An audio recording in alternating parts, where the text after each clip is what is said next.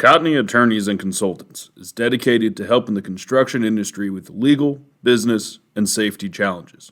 Welcome to this week's episode of Law and Mortar with John Kenny and Trent Cotney. I'd like to welcome everybody to another episode of Law and Mortar. I'm Trent Cotney, CEO of Cotney Attorneys and Consultants.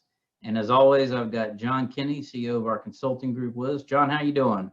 Doing great. It's great to be here again, Trent. So we're going to focus a lot on safety during this Law and Mortar. It's something that we take seriously here. We do a lot of safety training.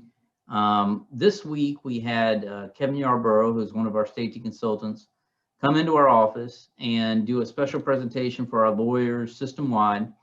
And he talked about a lot of really interesting things. For those of you that don't know Keven, Keven is a national speaker. He's been highly ranked when it comes to that, but he used to be an assistant area director for OSHA here in the Tampa office, and that's how I got to know him years ago.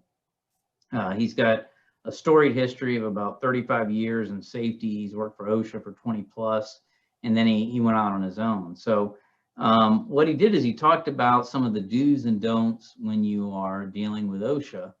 And you know, I got a lot out of that. Every time I listen to him, I gather some more information. The thing I took away from that conversation was that when OSHA comes up to your job site and when they ask you about what's going on the job, you want to make sure that it's a focused inspection. Meaning, if, for example, if they ask you, you know, have you been up on this job site? Do you know what's going on? If you say, no, I don't know, then what you're doing is you're basically opening it up, you know, for them to inspect whatever they want. If you don't and you leave it focused, then they're limited to, you know, a handful of things, fall protection being one of them. So keeping that investigation focused, identifying their reason for being there at the onset, I thought was a great takeaway. You know, John, what did you get out of it?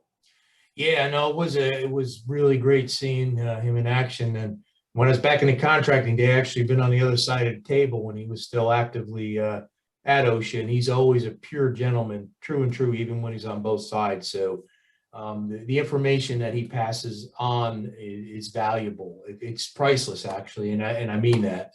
So one of the good takeaways I took, I love he got into a story about how he used to like to, and they still do today, go out to a job site and get, you know, either the superintendent or somebody that's in charge and start questioning him down. And lo and behold, every so often you're going to find one that thinks they have the book memorized and they know everything and try to show how smart they are. And guess what's happening? They're leading you down the rabbit hole. So the takeaway from that is, and I've always tried to tell this to my own folks on the construction side, but take this back with you and get this out to your team. That is the time to be as humble and silent as possible by saying a few key words. Yeah, let me refer to my safety manual. Let me refer to company policy. Let me refer to the OSHA manual. They know you don't know it. No one knows it. I couldn't even recite the OSHA manual or our company manual verse for verse. It's impossible, and you're going to make a mistake. So do the humble thing. So that's what I took away from it. Teach your people to say, you know what, it's okay to say you don't know. Let me refer to the manual. Let me refer to what OSHA says. That's great. So that was a big takeaway I took. I thought that was invaluable advice. Yeah, really happy to have him on our team. He's going to be working with us not only to help our attorneys in OSHA defense, but also to do some safety training, you know, and we're looking forward to having additional arrangements to assist with safety consulting throughout the U.S. and Canada. And South Africa. We're actually working there as well. So, John, I know you had a presentation this week on, I think it was electrical safety for our friends at the North Texas Roofing Contractors Association. Why don't you talk a little bit about what you spoke about? Yeah, and that was a really good safety webinar. We actually ran over time. They had a lot of questions. So, and you know, Trent, when you're doing these, they're acting as the monthly safety meetings for the contractors. You know, it's a lot of information, but this one hit. You know, we covered things, you know, the basics about how, you know, give you a quick tip from the webinar we did, right? You got something you need to take out of service. Your extension cord has a bad end on it. Your extension cord, the insulation's frayed. Screw gun is missing the ground plug, something like that. In other words, you shouldn't be using it. It needs to be out of service. One of the single biggest mistakes that I've seen over the years is you really don't take it out of service. Taking it and rolling it up and throwing in your gang box or putting it on somewhere on the roof doesn't count, because if OSHA comes up or that, and they're going to look, they're going to say, well, how do I know this is out of service? Anyone could have walked over and put it back in service. Bingo, you got a fine, right? So the tip we gave out of this, and I know this is painful to a lot of contractors, you got an end on a cord that is stretched out and unusable, take your knife, cut it off, get that cord tagged, put it down on the ground on your truck. There's no question it can't be used, right? You got to get it repaired anyways. Same way with a drill gun. If it's in service, out of service because you can't use it, wrap it up, tag it, and get it down on the ground by where your vehicles are. No question at that. And we went into other things, arcing of electric, went into, I told a story back in the day when I was on a roof when mopping. Actually, a storm was coming up and the power lines were at least 20 feet away, which should be fine, right? Mop man put the handle down, left the cart, but whatever reason happened, the static, everything was perfect. That mop handle arced with a 20-foot away transformer on that pole and blew that mop cart right up on the roof. If that mopper would have had his hands on it when that happened, he would have been electrocuted. So that was the kind of things we talked about. You just can't take electrical for granted. So that was a big key takeaway. Yeah, and I know from our side in defending a lot of OSHA citations, we've had them arise out of everything from, electrical fires that have caused, propane explosions to fires on roofs, to you name it, people getting electrocuted. It is a serious, serious issue. And from a liability standpoint, rarely do I see claims larger than those caused by fire. So the reason that is that the fire causes a lot of damage, but then the fire department comes in. It doesn't matter whether it's a little fire, the whole place is on fire. They're going to soak the whole thing and then some and destroy it all anyway. So you normally end up with, a $1 million+ type claim that is going to definitely be detrimental. Some great points there. John, I am, very excited. I know that you and your team have been working around the clock to get the next segment of the estimating training out. This is the advanced level course. The intermediate training is sold like hotcakes. We've gotten a lot of really great feedback off of that. And I know that you really pushed, the pedal to the metal to get this next level of training out. So why don't you talk a little bit about it? Yeah, it actually officially launches on Monday. It takes you through that next level. So the first level gives you all the skills and everything that you need to learn how to estimate or sharpen your skills. And before I talk about the new one, I was on with a client today that went through the intermediate, and they've been estimating for probably about 8 years.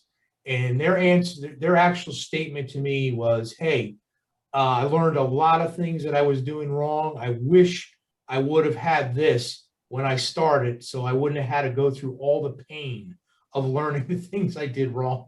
So I when you get that when you design something and you put something together, that's a great compliment. So what we did with the advanced is take it to the next level, right? Understanding, estimating, sequencing, proposals, RFIs and change order procedures, working through the advanced levels of it, customer service, communication, how to do a proper handoff to the operations team. That's a lost art. And then, of course, at the end, there's other things in there too. But at the end, how to go back and do a post job properly with your operation team so you actually get lessons learned, not a meeting about blame. And we teach you how the value in that is to really make a lot of profit for your company and make yourself the best estimator possible. A lot of great things in there, Trent. Yeah, I tell you, the thing that impresses me the most is the production value. I mean, this is as high level production standard as you can get. I find this stuff incredibly interesting. And I always joke around, I'm lucky if I can count on my fingers, but even as a layperson watching this stuff, it's absolutely amazing. So anyone that is on that career path, on that track, this is a must see, in my opinion, because it's really the only thing that's out there. There isn't anything else, and it is a quality product. John, we talked about a lot, but as always, I want to turn to. I bet we have a question coming up.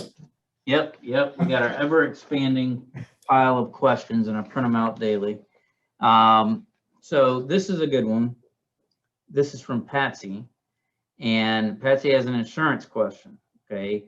The question is do you think contractors should purchase umbrella insurance, and how does it work? So, John, I'll let you start. Well, I will tell you that my first initial answer is always yes. It is, unless you're getting limits that are extremely high, there's nothing better value than $1 million rider on top of your policy.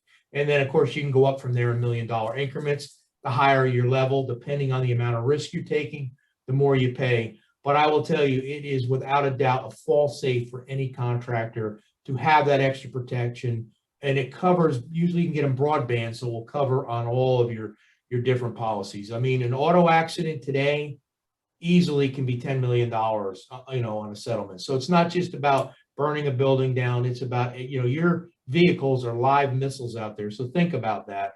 I know when I was on the contracting side, I always like to carry between 5 and 10 million on a rider, just to help for protection. So absolutely. And what was it? How do you go about getting it? Insurance agent. Is that on there? It was how does it work? But I think you answered it pretty well. Okay. Well, how you get it? Call your insurance agent. So I gave you another answer there. From my perspective, I think there's a couple of things. From the business side, exactly what John said. The purpose of umbrella insurance is basically to be there once you have tapped out or hit your coverage limits on whatever it is, CGL, workers' comp, whatever it might be, right? Auto, that kind of stuff. So umbrella is there in the event that you want stuff. It's primarily used, I see it used in auto, right? So it's primarily auto CGL. So when, from a personal standpoint though, you should also, if you are a business owner listening to this, you should also consider having it personally.